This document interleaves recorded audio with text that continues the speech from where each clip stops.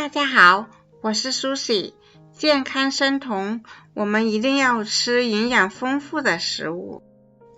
科学家对所有食物的丰富营养、重要营养的评分，按照重要顺序排在前5位的是贝类、鸡蛋、蔬菜、鱼，还有牛肝。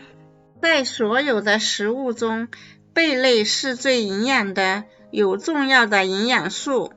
贝类有丰富的碘、铁、锌、硒、铜、DHA 和 B12。如果您正在生酮饮食，一定要多吃贝类海鲜。生酮饮食中最佳贝类有螃蟹、龙虾、虾、扇贝、牡蛎、蛤蜊和贻贝。我们在烹饪贝类海鲜的时候，一定要多加草饲的奶油，以获得健康的脂肪和丁酸盐，这对消化系统很好。今天我们来做一道非常快速、营养又美味的奶油蒸虾吧。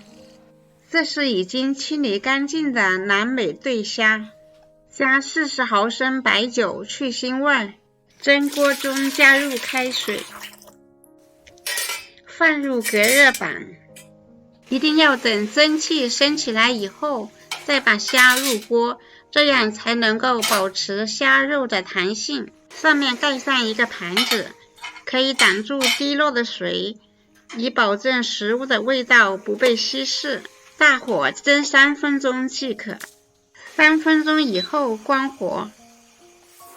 现在我们来做奶油酱，15克黄油，300毫升的厚奶油，用小火慢慢搅拌，直至黄油和奶油混合均匀。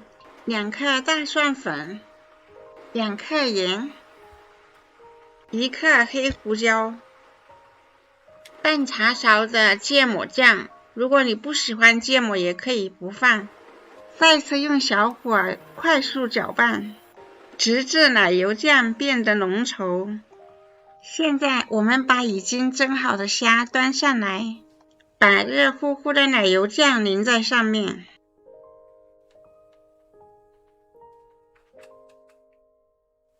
再来点新鲜的罗勒叶，不要切得太碎了。营养又美味的生酮奶油蒸虾就做好了。谢谢观看，我们下次再见。